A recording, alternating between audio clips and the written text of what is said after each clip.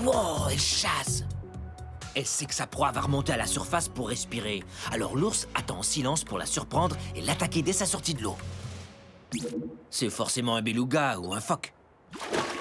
Ou peut-être bien... Je suis sûr que l'équipage aimerait voir ça. Déployer caméra bouche. Un mort!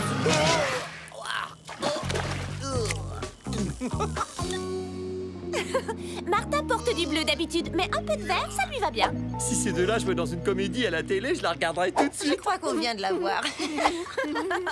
Oh, est-ce qu'on a leurs coordonnées, Cookie? Ouais. 66 degrés nord, 65 degrés ouest. On dirait qu'un blizzard se dirige vers l'ouest, mais nos amis sont hors d'atteinte. Alors, Jimmy, prêt pour le décollage? Non, attends. La manette est coincée. Oh, ça y est, je t'ai retrouvé. Oh. Destination de la téléportation, loin d'ici. Les ours polaires doivent être très patients et très concentrés. Pas comme toi, Martin. Mais ils peuvent attendre des heures avant que leur proie ne fasse surface. Que penses-tu de ma sculpture? Oh, c'est l'heure.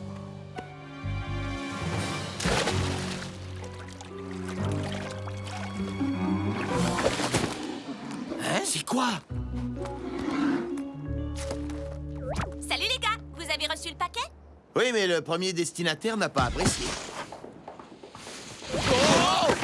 Oh! Bien esquivé, mon vieux! Ah, on a réagi au quart de tour. Tape là-dedans! Faites-moi signe quand vous serez prêts. J'ai amélioré vos costumes multipouvoirs pour survivre dans le Grand Nord. Vous connaissez le topo? Touchez l'animal, appuyez sur le bouton et voilà, vous avez les mêmes pouvoirs que lui. Quoi? Je me suis presque fait croquer par un ours polaire et tu voudrais que je le touche pour activer mon costume? Ciao! Oh, elle met son petit à l'écart et elle lui dit de rester tranquille le temps qu'elle chasse. Écoute ta mère, Oupo. Oupo? Ouais, Oupo. Ours polaire, Oupo. Il ne me voit pas. Mon camouflage fonctionne à merveille. Oh, passez-moi, je rêve. Aïe! Voyons pas au sens littéral. On dirait que les frères sans cervelle ont mis la main sur un ours qui danse. Plus pour longtemps. T'as vu? La couleur de son pelage se confond avec la glace et la neige. Avec ce camouflage arctique, les morses ne la voient même pas. Oh, mais de mieux en mieux. Plus il y a de vermines dansantes, mieux c'est. Oh, le public va en raffoler. Et moi, Zach Varmitech, je vais devenir riche à vous en faire tourner la tête. C'était pas au sens littéral. Bon, attrapez-moi ces bestioles. Attention, elle passe à l'attaque. Les morses ne sont pas très rapides. On dirait de grosses chenilles ventrues et poilues. Ils sont sains et saufs. L'ours a fait chou blanc. L'ours règne en maître sur la terre ferme et le morse, lui, domine les eaux. Oh, oh, on travaille comme des fous. On s'arrête pour prendre le goûter. Oh, de l'écorce? T'es pas sérieux? Il n'y a pas autre chose que je peux mettre dans mon sandwich? Oh, tu manges la couche interne qui est beaucoup plus molle, le cambium. Ah, est-ce que je peux avoir un peu de confiture? Ah, les sandwichs à l'écorce sont populaires dans le coin. Waouh! Les castors créent un environnement qui attire même les gros orignaux. L'orignal mange les plantes aquatiques de l'étang et raffole de l'écorce et des rameaux des nouvelles plantes qui y poussent. Est-ce que tu sais à quel point tu es utile? Des branches, de la boue. Aucun autre animal ne peut faire ce que tu fais. Trouver des matériaux pour construire une chose qui modifie complètement l'environnement. Tu as vu? L'étang se remplit. On a fait du bon travail. Tout est revenu à la normale. Une petite question. Je comprends l'importance de l'étang pour bien des animaux, mais en quoi est-ce qu'il est utile aux castors? Oh non! Un loup! Tronc d'arbre, sauve-toi!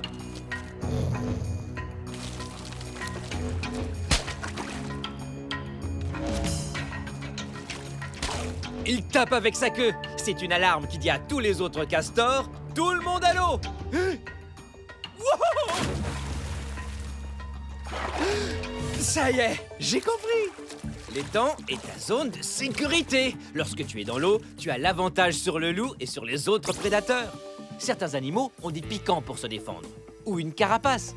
Toi, tu crées une immense zone de sécurité inondée grâce à tes talents de constructeur. Brillant. Tout va bien. Martin, réponds. Oui, Chris? On peut ajouter des bûches au barrage. Un dernier voyage et les animaux pourront tous rentrer chez eux. Aucun problème. Tout est prêt pour une dernière livraison. Plus de bois dans un petit instant. Wow. Non, pas par là!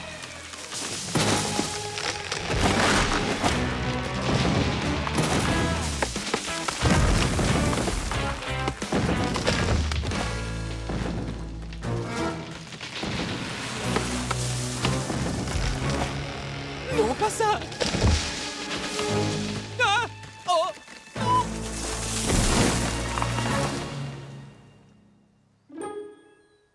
Ah! Ouf! J'ai cru qu'il allait tomber sur notre barrage. Non!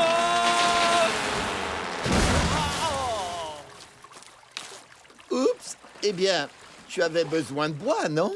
Ce vent violent s'est levé d'un seul coup. On a du mal à avancer. On est trop léger.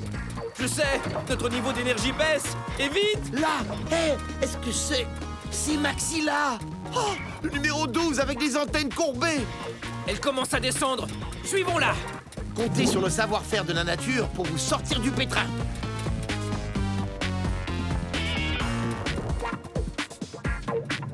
Hé, un bateau!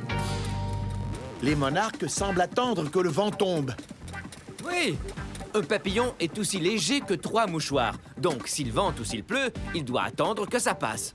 Je me demande qui sont les gentilles personnes qui nous acceptent sur leur bateau. Des papillons! Attrape-les! Vous devez payer le voyage! Attrape ces bêtes! Je les vais toutes!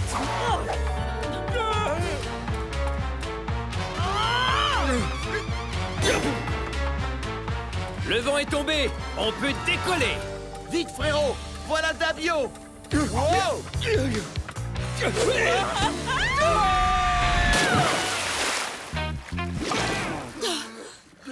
Oh, belle journée pour la baignade. Je promets de mettre la main sur ces barrettes, même si je dois voyager jusqu'au bout du monde pour les trouver. Mission Monarque, jour 36. Le temps se refroidit peu à peu. Toutes les asclépiades dont les chenilles se nourrissent sont en train de mourir. Sans nourriture et avec le temps froid qui s'en vient, je comprends que les monarques soient partis vers les pays chauds. Chris, Martin et Maxilla ont déjà parcouru 1600 km. Un de nos collaborateurs les a aperçus en Géorgie. Ils ont donc parcouru un tiers de la distance qui les sépare du Mexique. Eh, vous voulez voir un looping? Wouhou! Oui, Maxilla, on parcourt environ 190 km par jour. Très bon rythme. Maintenant, tout devrait aller comme sur des roulettes. Maxilla, elle est partie! Parti? Pour aller où? Là! Oh non! Cette fois, c'est vrai qu'elle a besoin de notre aide. Tiens bon, Maxilla, je vais te sauver. Martin, attention! Oh! Oh oh, il est trop tard! Gentille araignée, on ne fait que passer, ok? Wow! Oh! J'étais là, frérot. Je n'arrive pas à y croire. Pourquoi est-ce que l'araignée a coupé la toile? Pourquoi l'a-t-elle laissé partir? Les monarques ont un mauvais goût. Ouais, je préfère les hot dogs. Je suis sérieuse. Je lis juste ici qu'ils sont vénéneux. Regardez. Il suffit qu'un prédateur mange un monarque une fois et il sera tellement malade qu'il ne voudra plus jamais en manger de sa vie. C'est pour ça que l'araignée a libéré Maxilla. Elle savait qu'elle était vénéneuse. Waouh! C'est utile d'avoir des trucs comme celui-là quand on fait un voyage de 4800 km. Au-dessus des forêts, à travers les villes. Au bout d'environ 3200 km, les papillons doivent traverser cette mince bande de terre avant d'atteindre leur destination finale, le Mexique.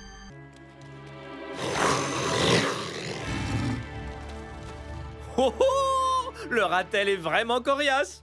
Si coriace qu'un lion y pensera 2 fois avant de s'attaquer à lui.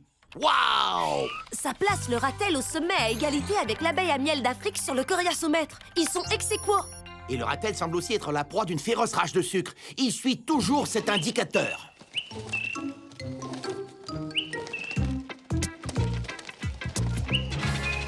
Un indicateur et un ratel, ça c'est un duo vraiment dynamique. Programmons quelques costumes multipouvoirs. C'est une sucrée de bonne idée. Ok, alors, qui veut les pouvoirs de l'indicateur et qui veut ceux du ratel? Oh, Le ratel, oui, le ratel, je veux le ratel. Est-ce que t'en doutais? Eh, c'est à mon tour d'être l'animal le plus puissant. Chris, j'avais les pouvoirs d'une chenille la dernière fois. Eh bien, papillon, ce n'est pas vraiment ce qu'il y a de plus puissant. C'est moi qui devrais être le ratel, voyons, parce que ce lion m'en veut pour tout à l'heure. Je dois être sur mes gardes. Oui, mais si j'ai le pouvoir du ratel, je pourrais être protégé. Les gars, vous n'aurez ni l'un ni l'autre du pouvoir. Parce que les animaux que vous devez toucher pour avoir du pouvoir se sauvent.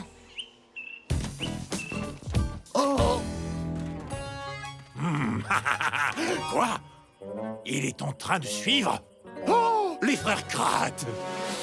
Mais le miel? Ce petit oiseau a réussi, il nous a conduits directement au miel. Maintenant, c'est au tour du ratel de faire son numéro.